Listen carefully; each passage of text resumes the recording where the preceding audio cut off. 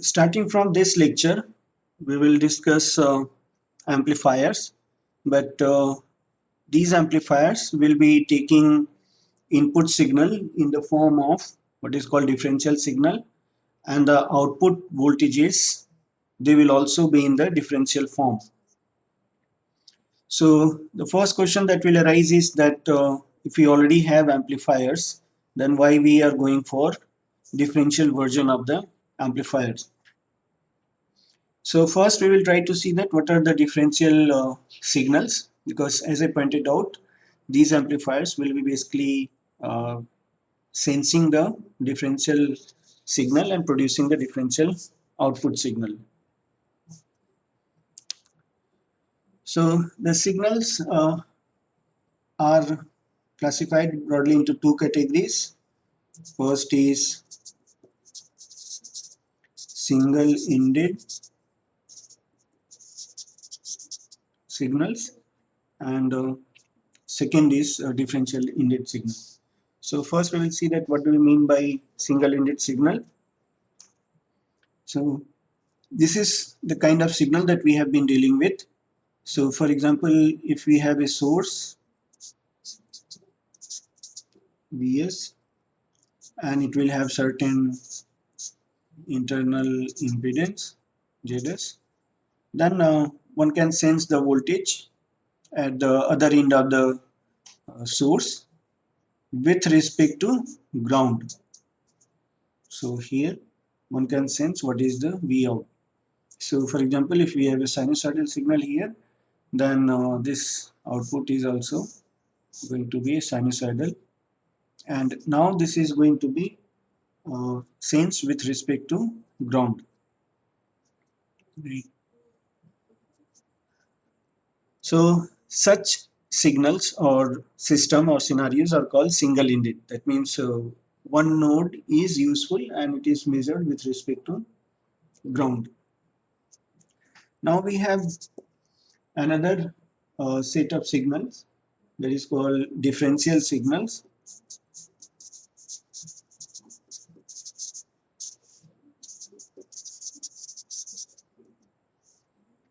So in the differential signal, this reference need not be fixed to any voltage.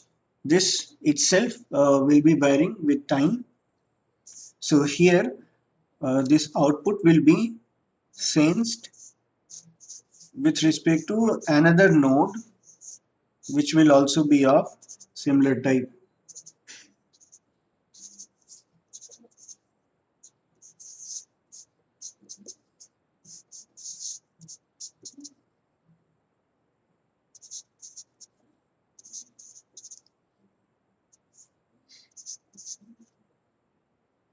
So this output of this node will be measured with respect to the another node which will also have similar behavior. So here the input will be a sinusoid. So this node itself will have a sinusoidal behavior like this. The other node will also have sinusoidal behavior, but it will have a negative sign with respect to this. Or we also say that the other node will have 180-degree phase shift with respect to the first one. Right? And in this case, let us say that this one is VO plus node and this one is VO minus node. So in this case, our output will be defined as difference of VO plus and VO minus. So here you can say that we are measuring this node voltage with respect to this, which itself is varying with time. But in the previous case, the voltage was measured with respect to a fixed voltage, which in this case we took as ground. So why we are going for this system of sensing voltage, where we will have to have two circuits, and this circuit or setup is larger compared with this. So here advantage is that suppose you have a non-zero voltage present in the both the case, that means your zero is here and so there is a voltage, constant voltage, and then we have a sinusoid voltage here. Similarly, here also we have a constant voltage, and we will call this constant as Cm. Actually, this need not be constant. It just needs to be same at the both the nodes. So we have a signal VCM, which we will call as common signal. It need not be constant, which I have shown here, present at the both the nodes. And then on this we have our time varying signal. See, this is VO T, and this is VOT plus, and this is VOT minus. So this VOT plus and VOT minus, they are the time varying signal in which we are interested.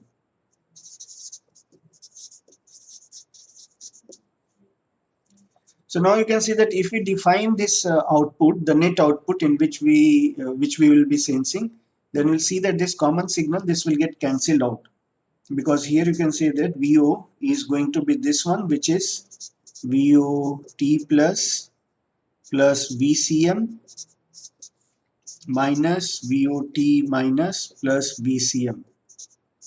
So the same signal is present at the both the nodes. So this common signal will cancel out, and what you will get is actually the difference of the signals in which you are interested.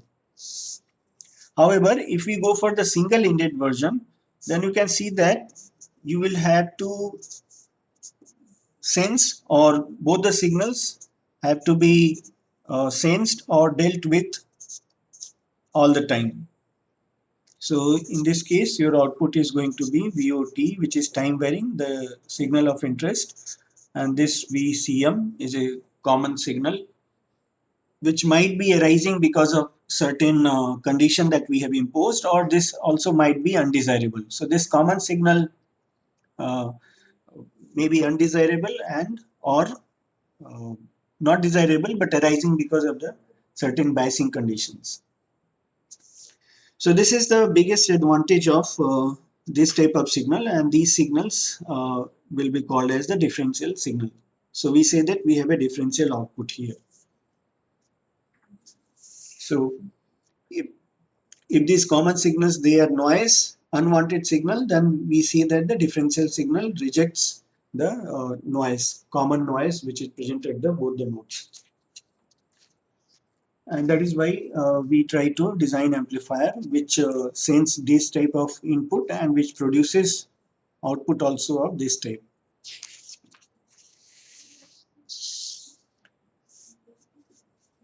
So now the question will arise that suppose we have a single-ended type of signal, then how to convert it into a differential signal, because we are planning to design a differential amplifier whose output should be, input should be like this, but the signal that we want to process is getting produced in this form.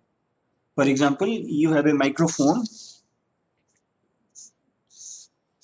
So this microphone will produce single-ended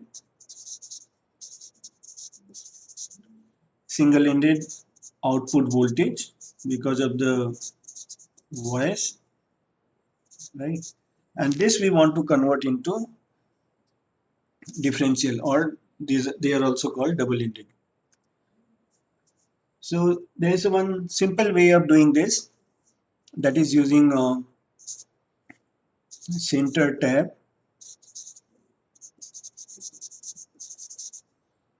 transformer.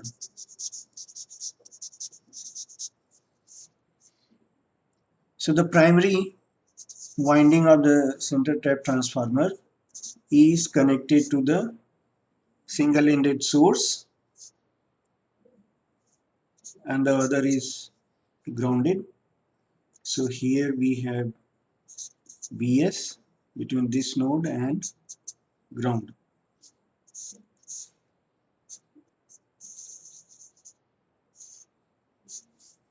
Now, as the name suggests, the center of this is grounded, and in this case, what we will have at these two nodes, say let us say node A and node B, is the differential signal. So now suppose this Vs is like this.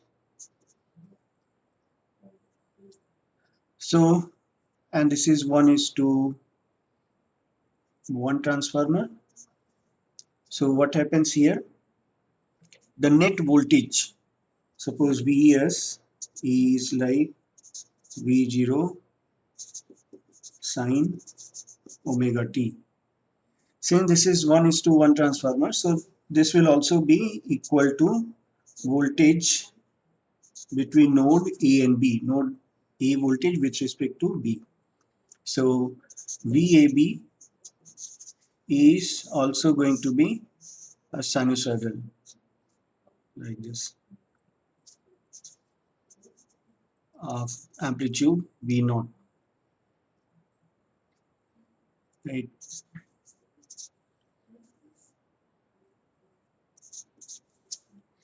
But now what will happen is that if you measure the node A voltage with respect to C, that means if you see VAC, since C is ground, so what will happen is this is going to be like this.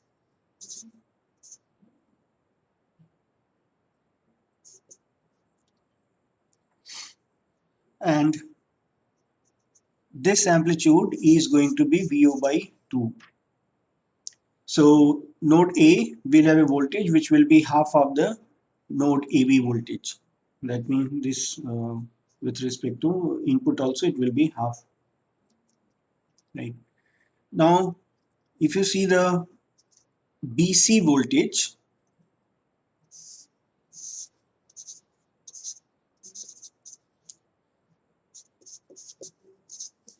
then what will happen?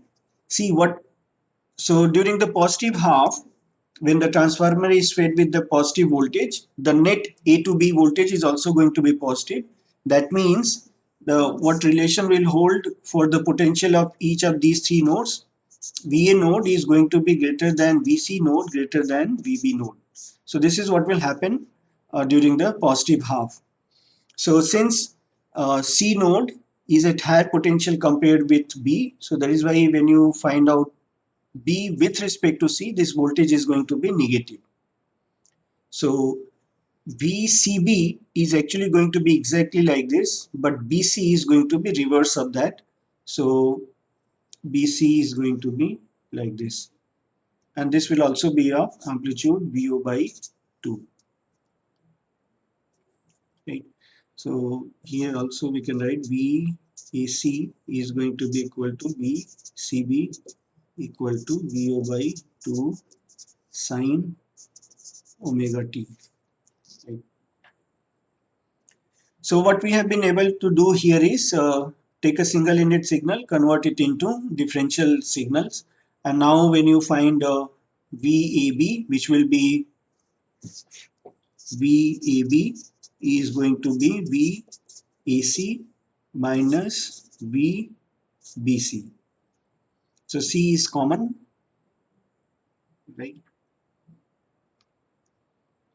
So here you can see that this is going to be same as this one. So this is one of the ways in which one can convert the single ended signal into differential signal. So now what we will do, we will revisit single ended common source amplifier and then convert it into differential configuration.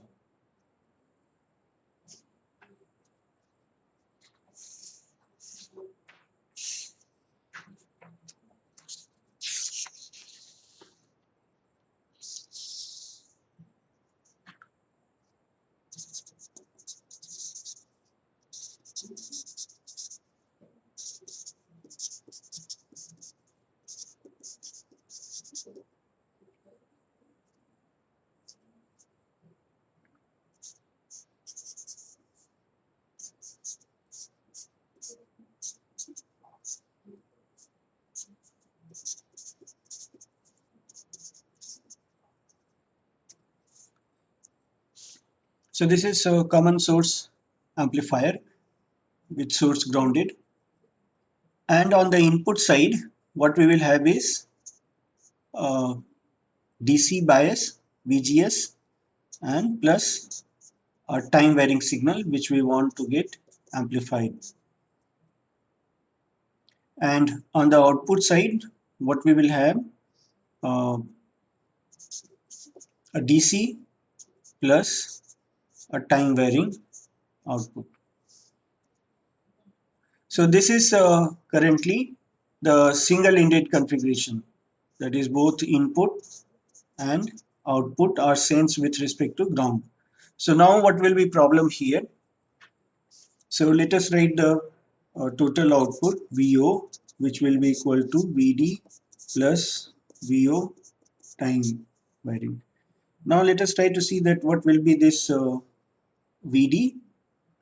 So we know that at any time the net drain current is going to be ID. So this output VO is going to be VDD minus RD ID. So this ID is total drain current.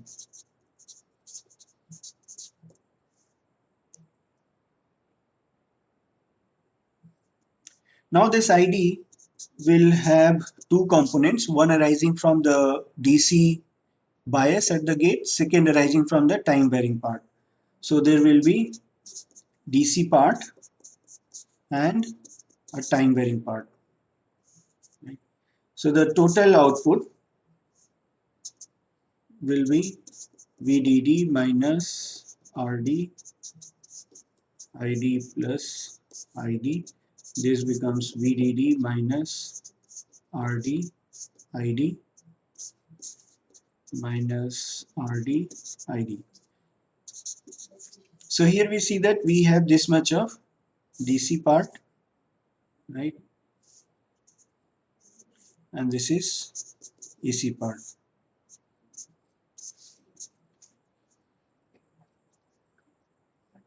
So now you see that what will be problem here.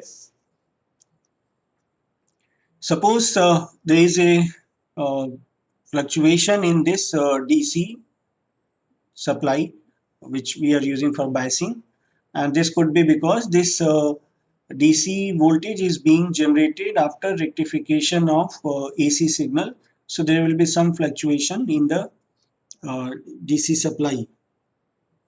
So if we see that, then the fluctuation in the DC supply will be present here in the output because VDD is present, right?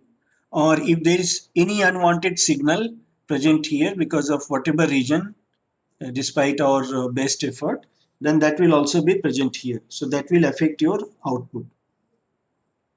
Similarly, if this DC signal which is being used for biasing is also not very stable, then that will affect the DC current which it results, ID, and that will affect this quantity.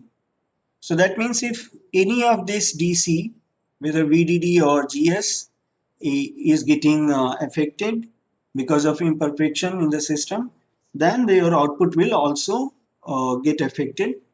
But we are actually interested only in this part. We don't want any adverse effect of ID or VDD to be visible on the output, right?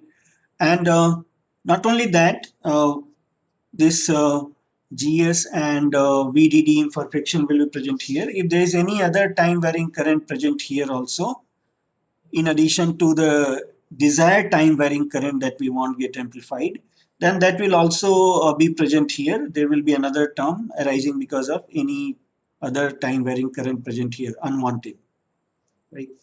So this is the disadvantage of single-ended amplifier, that whatever imperfection is on the input side, that will manifest on the output side also. But we want only this part resulting from the our signal. So there is a simple solution that instead of using single-ended version of this amplifier, go for the double-ended or the differential. So what we do is we go for differential configuration, and in this case we simply use two common source amplifiers instead of one.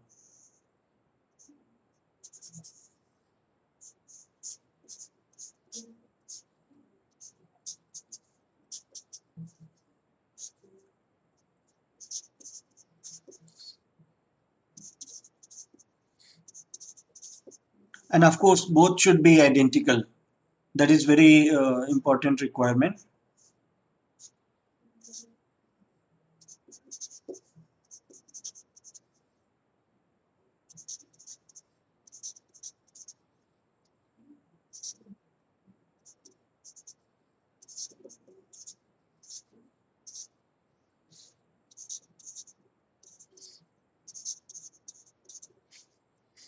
In this way.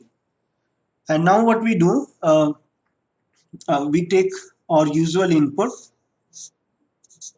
which we took for the single-ended version, and from this we create its differential version, VI1 and VI2, like this, using say center tap transformer.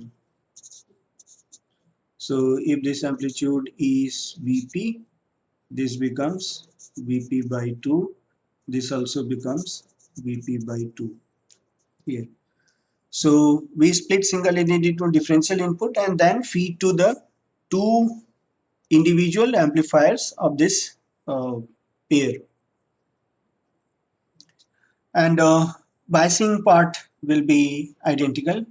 Actually, both the halves are identical. So this VGS1 will be equal to VGS2, and both will be sharing the same DC supply in the form of VDD.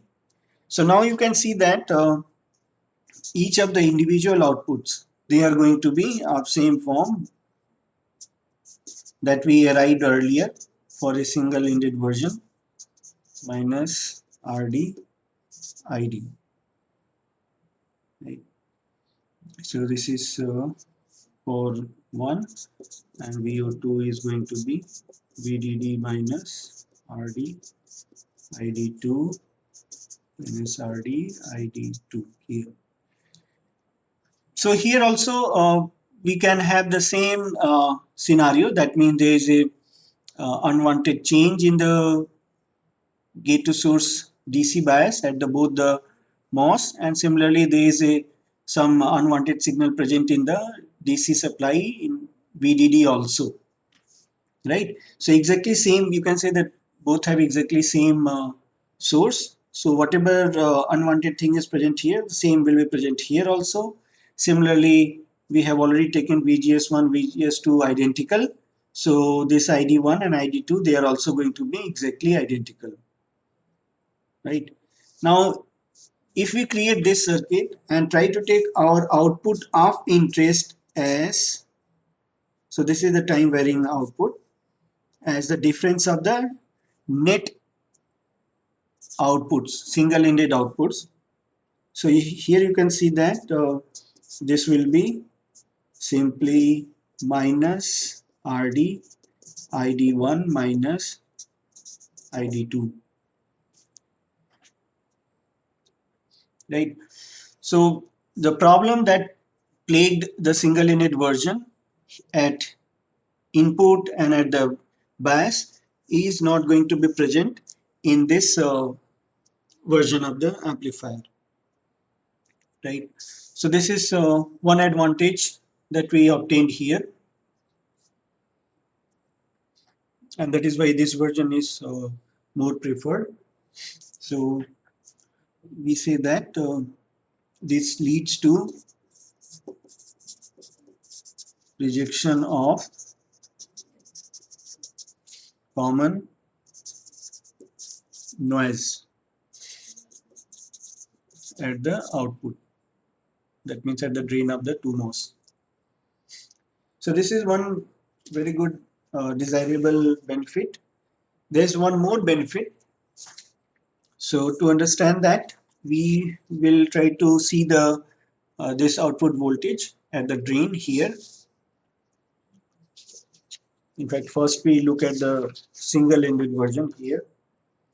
So here, uh, as this mathematical expression says, your output is going to be like this. So this is the total output designated by capital V. So there will be a DC voltage Vd, and on that DC voltage we will have our time varying voltage Vo, and this will be 180-degree phase shifted with respect to Vi, right? And here we will have zero voltage on the lower side, and on upper side we have the maximum voltage at this location possible is equal to VDD, right? So now when we increase our input, this is say Vi. So when we increase our input, the output is also going to increase. So it might so happen that for certain input sufficiently large, right? So you might start hitting this ceiling. So that means distortion will occur here. So suppose this DC line is in the upper half of this range available to you. Actually, I have shown here 0, but this floor, the lower limit will not be 0. So suppose this is the maximum undistorted swing that you can get here at the output. So this says that this is the maximum input that you can amplify. Okay, VP max, and this is going to be your VO max. Now you see that when we go for the differential version, then what happens? Now the same input is splitted into differential version. That means now what you will have is signal like this. So this is your Vi,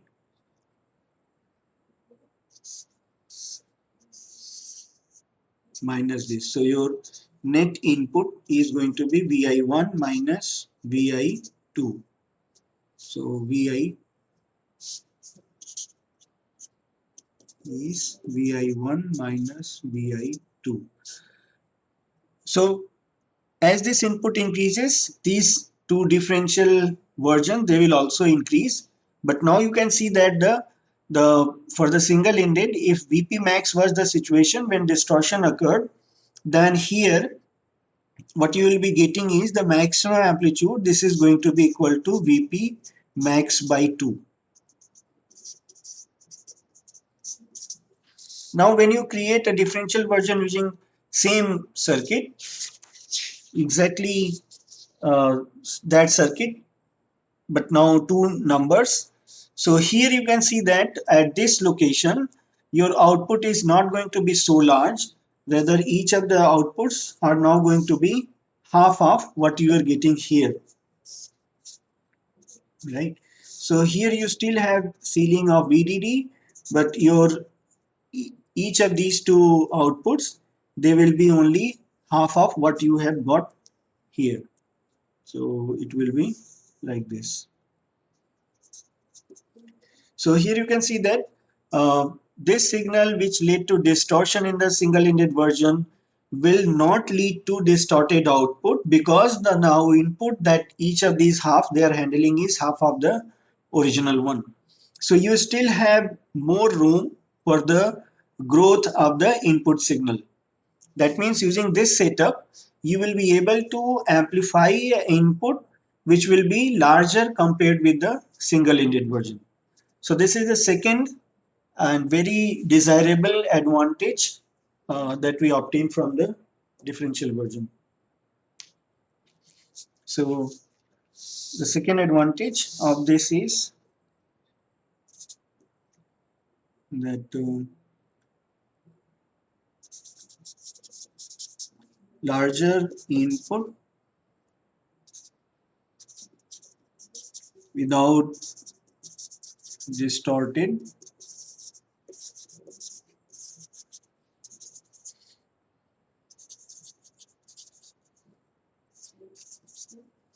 can be handled. So this is also written that increase linearity. That means this leads to increase linearity range. So for the single ended, if this VP max was the input for which you started getting distorted output here,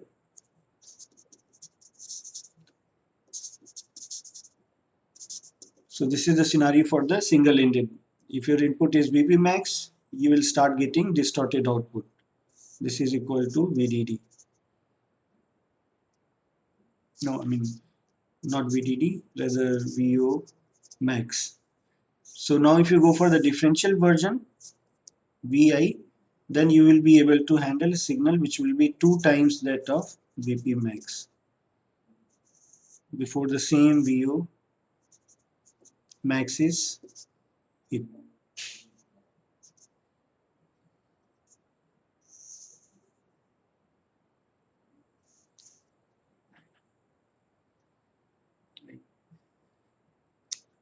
So these are the two key advantages of this version of the circuit.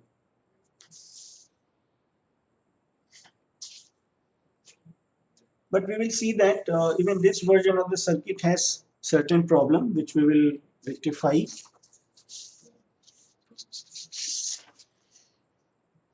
So here, this DC that we get at the output, or the common signal that we get at the output of each of these two, is decided by the common signal present at the input of each of the MOS. Right? So their effect, of course, gets subtracted out when you take the output as the difference of these two. But there's one more phenomena which actually does not get eliminated because of the subtraction. So here what we found is that we are again considering the same single-ended circuit, but now the interpretation will be with respect to this one. So you see that what happens, suppose this VGS goes down, right? So what will happen, because this VGS1 decides the DC that is present here, that means this VDD. So what will happen, you will now have a VDD which is going to be different than the previous case. So when here you can see that when VGS goes down, this ID1, this will go down. That means the DC part that is present at the drain, that is going to increase. So when VGS goes down, this will implies that the DC at the drain is going to move up. So although this gets subtracted out when you take the output from here, this has another unwanted phenomena. So this is a scenario when you have a fixed VD.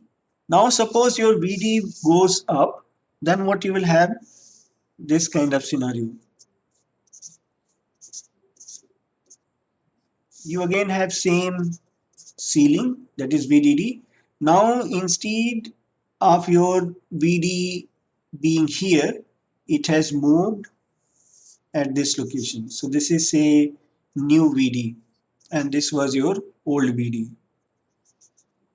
So this was the consequence of say VGS. So that implied this one, but now VGS has reduced. So this has led to another VD.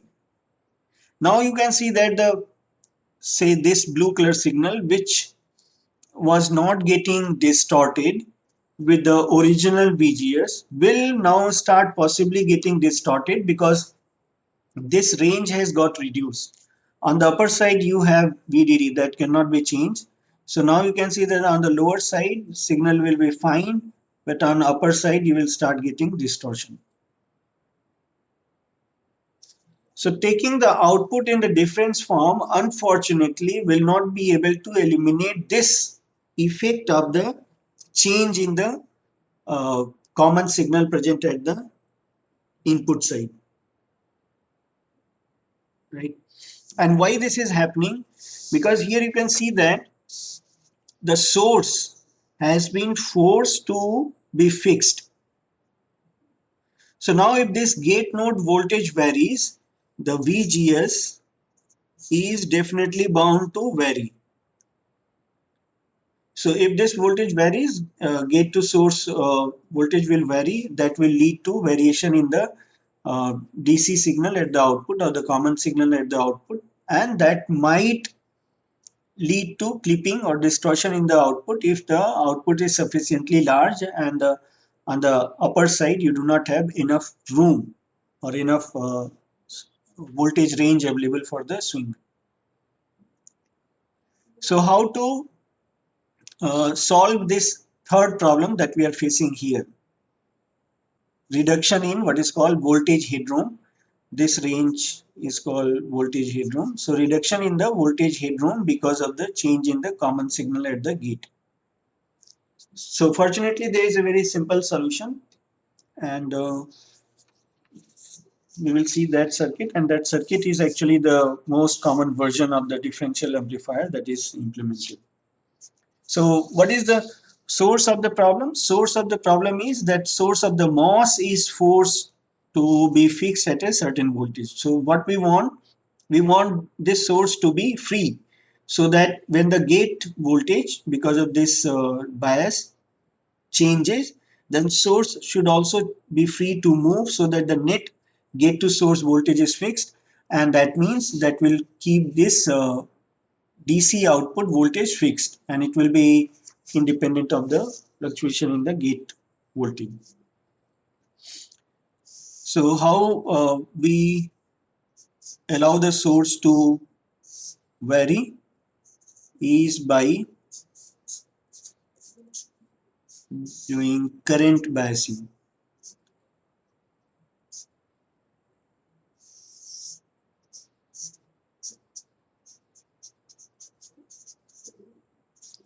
Now you can see that this source node is not fixed at a certain voltage. Rather, now what we have done is we have forced these two drain currents,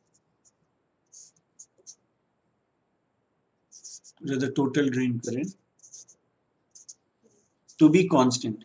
So now in this circuit, what is the fundamental equation that gets implemented is the sum of total drain current of two MOS always have to be ISS, a constant.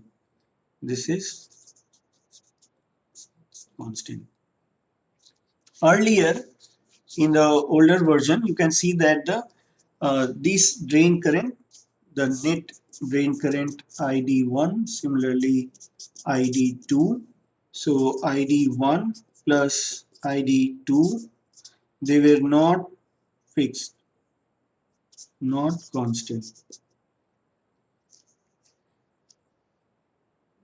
right?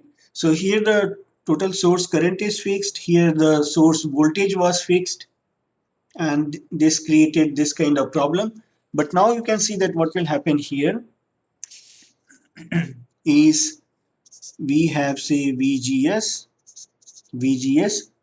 and this DC VGS will give rise to this DC VGS gives rise to a DC current ID, right? Because this total drain currents, they will have both time varying part and the uh, constant part. constant part will be decided by the common signal present at both the gates, and time varying will be decided by time varying signals. Right. So this DC gate voltage decides the DC drain current. Right. Similarly here also. So suppose time varying part is 0.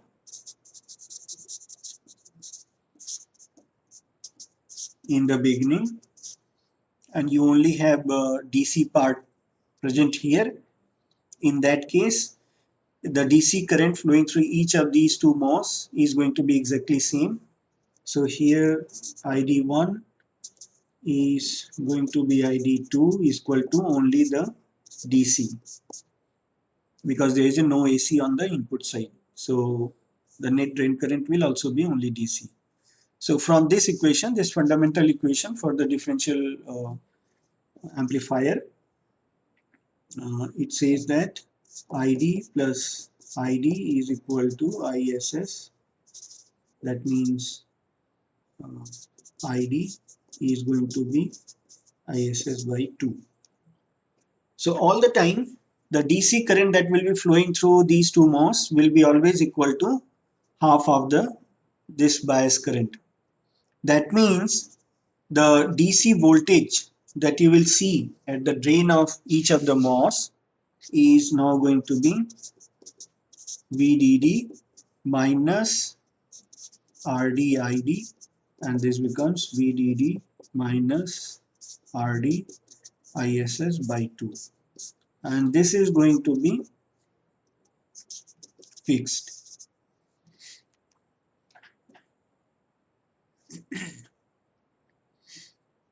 Right.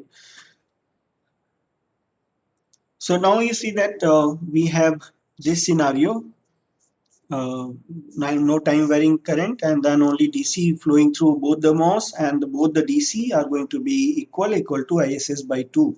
That will lead to a VD which is of this form. Right. Now suppose the gate VG again decreases here, like we considered in the previous scenario. So VG here will also decrease gate voltage. So gate voltage at both the gate decreases.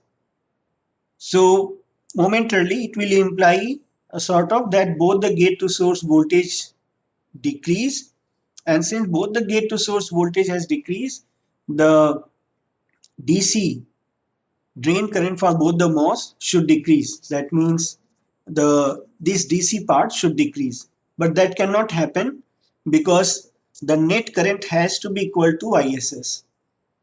So this current source forces the sum of both the currents always have to be ISS, and that means what will happen? So that means that gate to source voltage must not decrease when this is happening. So that will imply that source voltage will be forced to come down, so that the net gate to source voltage, even when gate voltage has decreased, remains the previous gate to source voltage. And since the net gate to source voltage remains same, that means the drain current, DC drain current here is going to remain ID. Right. So by allowing this Vs to be free, and we know that across a current source any voltage can exist, it will only focus on the current. It will only ensure that current is equal to this thing, not the voltage. Right. But in this circuit, when the Vg goes down, source is fixed, so net gate to source voltage decreases, net drain current decreases. That means the DC voltage here goes up, and that is what happened here, which might lead to flattening of the signal in the upper part during the second half of the input. But here that phenomena will not take place. So this is the third very desirable benefit from this differential amplifier. Actually, it is this version of the differential pair which is called differential amplifier. So this is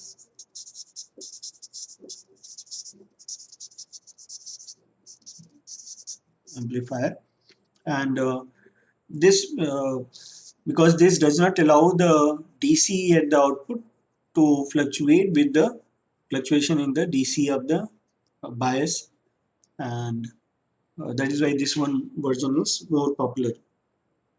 It is actually this one used in the real life.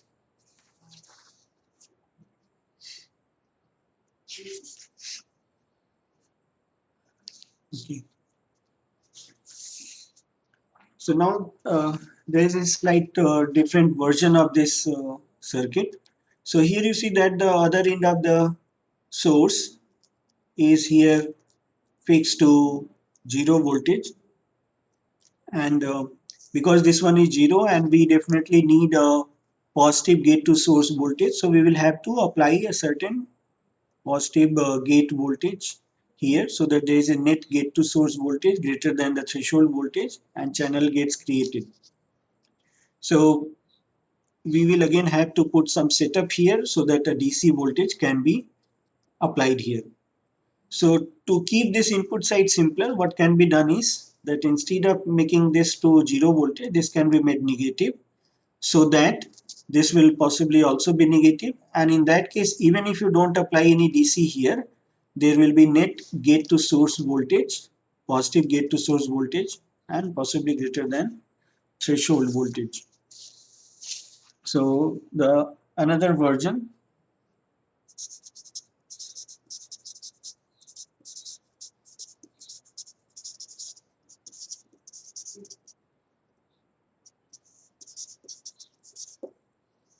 is like this.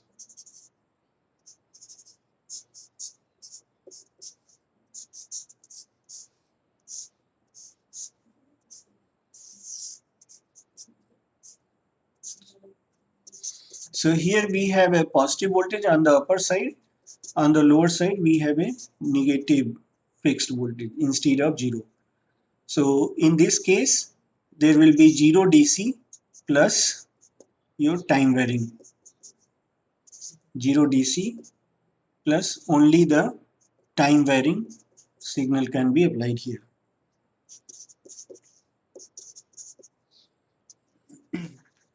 So this definitely simplifies the circuit on the input side, and when we discuss the frequency response of the amplifiers, we will see that this specific version has certain advantage.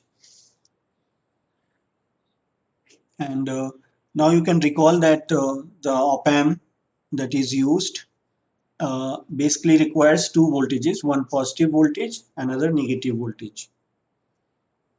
Okay. So both the versions are possible, this one and this one. But in this case, you will have to ensure certain DC at the input. But here, no DC, you can directly apply your differential signal to the input of the amplifier.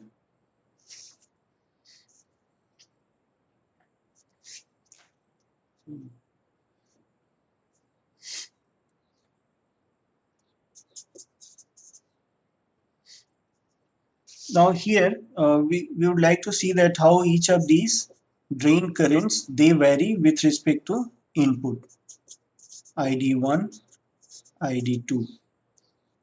So ID1 and ID2 they are the net drain current, and the actual input is going to be VI1 minus VI2. So we would like to see that how each of the drain currents ID, whether ID1 or ID2, they vary with respect to input, which is going to be of this form. So we have already seen that when input is 0, when each of these two individual they are equal to 0, that means net input is 0. In that case, the net drain current will have only DC part, and that part was equal to ISS by 2. Right? So we know that we will always have to use this equation ISS. So when input is 0, the each of the drain current are going to be equal to ISS. So this is one extreme. Second extreme value of input possible is very large input.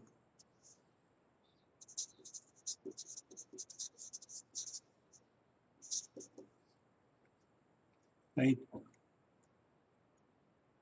So very large input implies, and it is positive. So we know that Vi1 is going to be of this form, Vi2 will be of this form. That means when Vi is positive, Vi2 is going to be negative. Both are with respect to 0. Right. So when Vi is positive, the gate to source of this is going to be large positive. But when Vi2 is negative, this is going to be if this is very large negative, then net gate to source here can become negative, right? Even if it does not become negative, if the net gate to source is less than threshold voltage here, this transistor will be off. However, here we have a large positive gate to source voltage, and this transistor will apply a lot of current. In fact, in that case, what will happen is ID2 is going to be 0, only ID1 is going to flow. So very large, I implies large Vi1 and greater than 0, and small or negative Vi2. So this implies that ID2 is going to be 0, because this small, even if it is positive and small less than threshold, second transistor is going to be off. Only the first transistor will supply the current, and that will be equal to, as per this equation. So in this case, this equation implies that ID1 is going to be equal to ISS, and ID2 at the same time is 0. So here we see that this is the lowest possible value of drain current, which is equal to 0, and the maximum possible value is equal to this, which is ISS. So what we find is ID1 will be here. So this is ID1, and ID2 is going to be 0. So this is going to be the level of ID2. So now these are the two extreme. Vin is equal to 0, Vin is very large. So Vin 0 means there is no time varying signal here, there is no time varying signal here also. And as you increase the amplitude of this time varying signal, we move from here on the right hand side, right? So now you can see that as the amplitude is increased, the ID1 current will move from here to this part. So it will qualitatively move like this. So this is the ID1 curve, starting from ISS by 2 to finally equal to ISS. That time ID2 is going to be equal to 0. And as this increases in negative direction, right, when we are moving here, so this starts from ISS by 2, and as this takes more and more swing in negative direction, this net gate to source voltage is going to get reduced, becoming less than threshold voltage. So the ID2 curve will be like this. Here. So this is for the positive input, right? Now when you take the negative input, that will imply that situation has got reversed. That means Vi1 is now like this, and Vi2 will be of this nature. That means Vi2 is now going to be positive during the first half, and Vi1 is going to be negative during the first half, right? So now you can see that whatever happened earlier with this transistor, that the same thing will now happen with the first transistor. So the behavior of the transistor for the negative input for these kinds of input is going to get flipped, right? So now you can see that. So during this scenario, we found that ID2 was 0, ID1 was ISS for the large. So now here on the negative side, their behavior will get reversed. That means ID1 is now going to be 0 when the input is very large negative. That means when these amplitudes are very large. However, ID2 will become equal to ISS. This is, and again they will start from here. So you can extend this curve, and this is the complete response that you will get from this differential amplifier when input is varied from very large negative to very large positive, right? So for this case, we can see what will be the voltage, drain voltages. So if you want to see the drain voltages,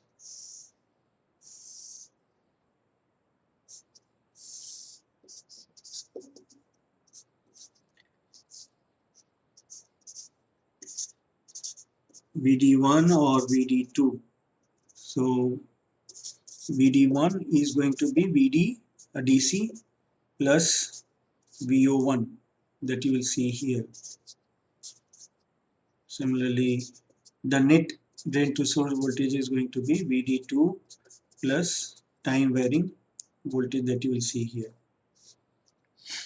So we know that VD1 is simply VDD minus RD ID1. Similarly, VD2 is VDD minus RD ID2.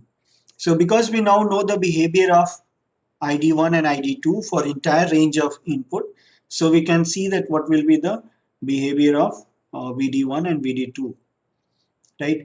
So here we see that the in the extreme case, when we had a negative input, ID1 was 0. So when ID1 is 0, that time VD1 is going to be maximum.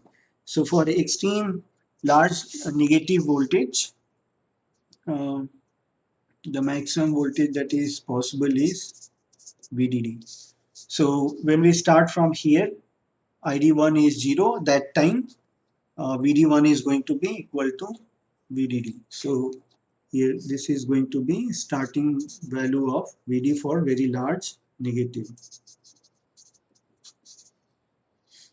right? And when here we saw that for input equal to 0, ID1 is equal to ISS by 2, that time VD1 is going to be VDD minus RD ISS by 2. So this is what will happen to VD1. So this value is VDD minus RD ISS by 2.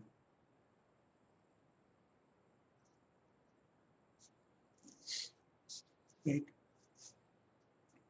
And so this increases from 0, goes to ISS by 2, finally it goes to ISS. So the when input is very large, that time VD1 is going to be VDD minus RD ISS. That means there will be certain value here, not 0. This need not be 0, keep in mind. So this need not be 0. So the minimum value possible is going to be VDD minus RD ISS. So we see that VD1 will trace this curve starting from VDD going up to VDD minus RD ISS. Now you can guess that VD2 will have reverse behavior. It will start from this lower limit and go to VDD.